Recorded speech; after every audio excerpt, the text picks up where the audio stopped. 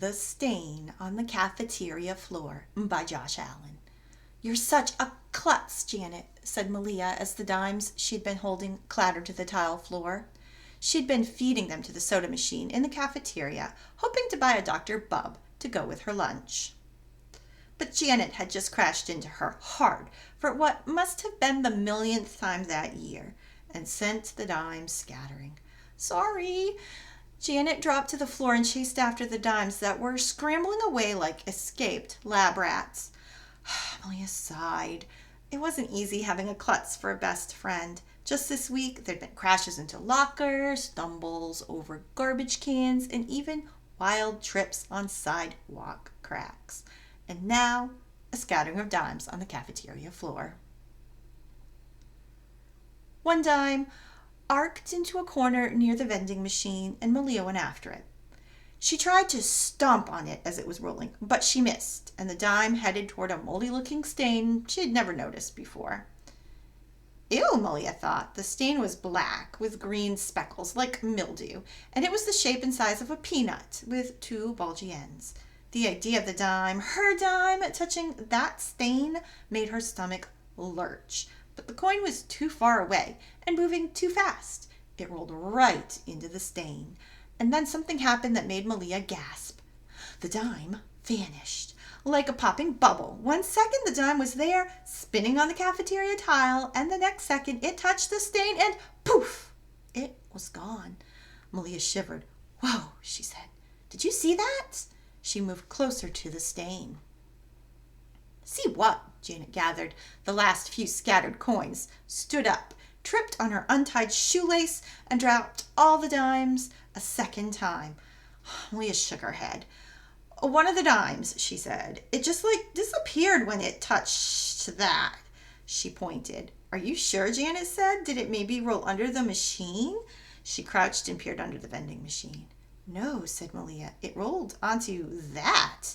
She pointed again. Janet scrunched her face. Gross. Malia took a step toward the stain, but Janet grabbed her by the elbow. Don't go near it, she said. It's nasty. Give me a dime, Malia said. Janet picked one up and passed it. Slowly, Malia moved onto the corner. She knelt and held the dime a few inches over the stain. Okay, she said. Watch. Malia let go of the dime. It hit the stain, and it should have plinked on the floor and spun to a stop, but it didn't. It didn't clink or ping at all. Instead, it fell into the moldy stain like it had been dropped into a hole. Malia peered at the stain. In its very center, the dime spun and grew smaller, going down, down, down. No way, Malia said. She listened for a plink, but heard nothing. Did you see that? Janet didn't answer. That must be what happened to the other dime, Malia said, excitement rising in her voice. It fell into this thing. Janet backed away from the corner. She bumped into the vending machine and stumbled. It's just a hole in the floor, she said, but her voice quivered. No, Malia peered closer. It's not a hole. It's something else, like a puddle. If you look closely, you can see the tile floor lines beneath it. See? That doesn't make sense, Janet shook her head. If we can see the floor beneath it, then how can the dime fall through? I don't know. Malia reached out a finger. No, Janet said, don't touch it. Malia stopped. We don't know what it is. Janet backed away even farther, taking tiny, awkward steps. Malia looked from side to side. The other kids in the cafeteria were doing the usual things, eating, talking, paying them no attention. Fine, Malia said. I won't touch it. Still kneeling, she pulled a stick of gum from her pocket. She dangled it by one end. Its foil wrapper glistened. She lowered the gum slowly, and when it touched the stain, it hissed and fizzled like a can of soda opening. Malia startled and dropped the gum. Just like the dime, the stick of gum fell somehow past the floor or through the floor, and just like the dime, the gum twisted, grew smaller, and disappeared. It's like a portal, said Malia. Can we please just get away from it? Janet said from behind her. I don't like it, Malia. Can we just get away? Malia turned. Janet's hands were white. Malia pursed her lips. She wanted to stay by the stain. She wanted to poke it again, to drop in something else, a balled up piece of paper or a french fry. Maybe she could even lower something into the stain on a string and pull it back out. There was Janet. Her face had gone the color of old notebook paper. Yeah, said Malia, standing up slowly. She gathered the rest of her dimes. You're probably right. She put a hand on Janet's shoulder as they walked back to their table and nudged her to the left to keep her from walking into Adrian Wingham and his tray of spaghetti.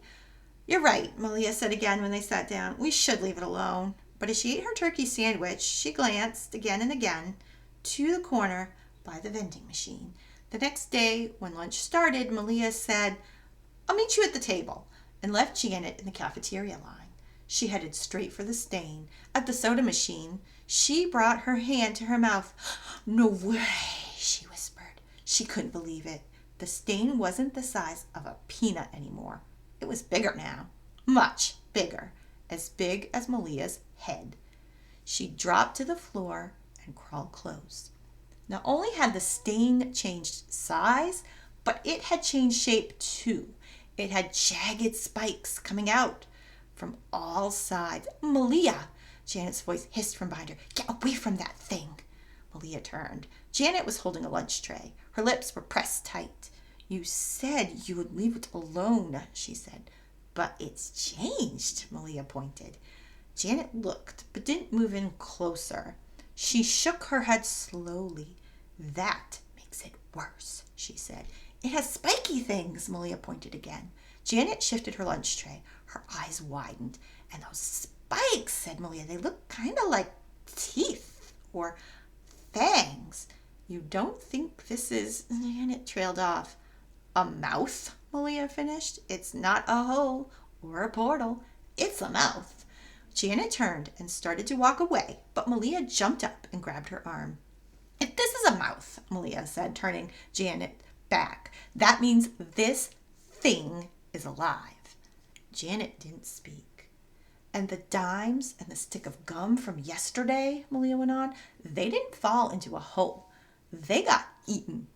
She couldn't believe it. The stain on the cafeteria floor was alive. It was amazing. No, not just amazing. Malia realized it was impossible. We need to tell someone, Janet finally said.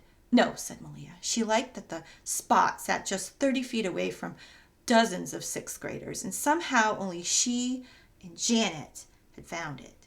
It was a secret discovery, their secret discovery, and it could stay that way. Besides, the stain had grown.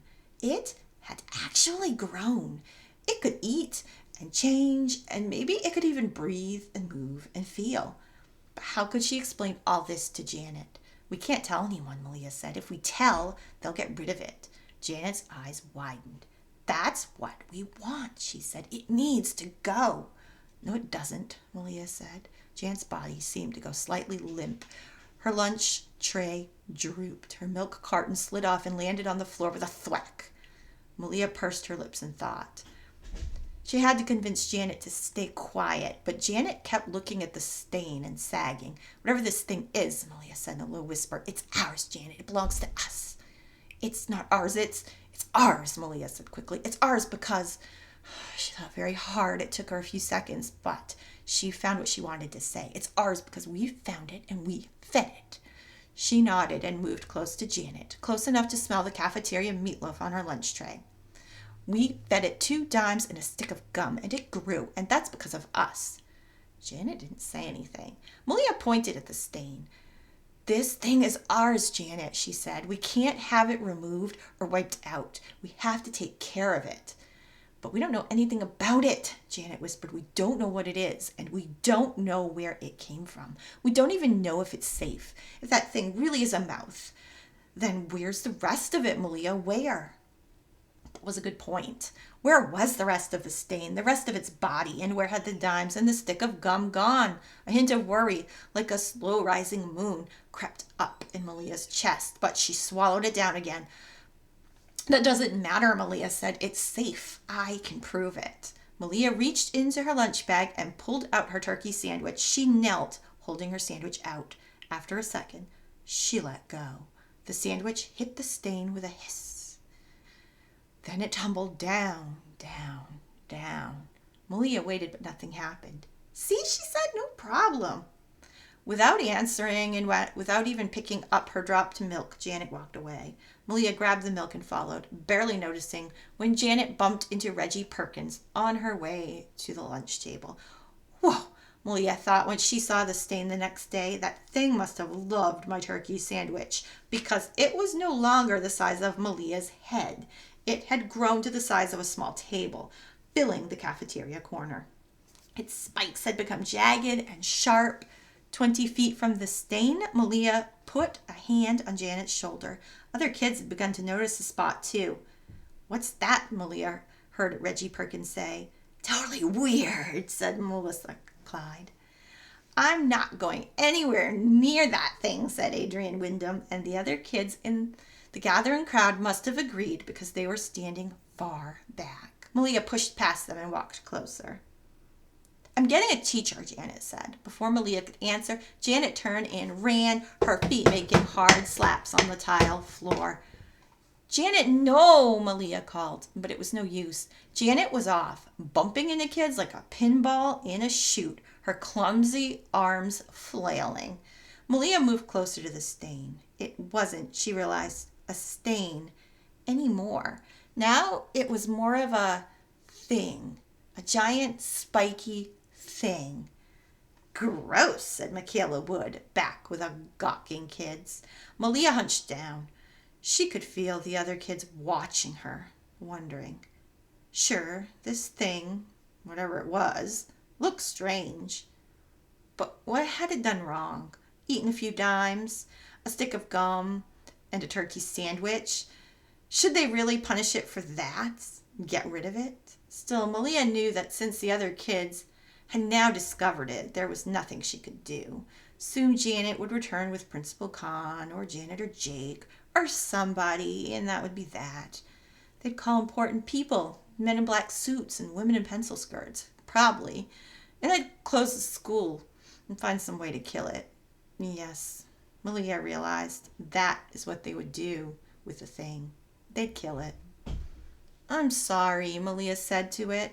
It was the first time she'd spoken to the thing. I think something bad is about to happen. The kids behind her fell quiet. She scooted closer to the thing, right to its edge, and she leaned forward. She peered deep into it, wondering whether the sandwich, the stick of gum, and the dimes were still in there somewhere, falling down, down, down. It's over here, Janet cried behind her. It's been growing, and it's got teeth, and Malia's been feeding it. It's getting bigger every day. Slow down, someone called, and Malia thought she recognized the voice of Mr. Perez, the biology teacher. She felt something familiar, a hard bump, a crash against her back, her eternally klutzy best friend banging into her like she had 1,000,000 times that year. Hunching over the spiky mouth, Malia started to tip forward. She reached back for help, but next to her, Janet stumbled and wobbled at the thing's edge. Both girls waved their arms in tiny circles. Malia tried to right herself to get her balance, but it was no use. She fell. Next to her, so did Janet, and they went down, down, down.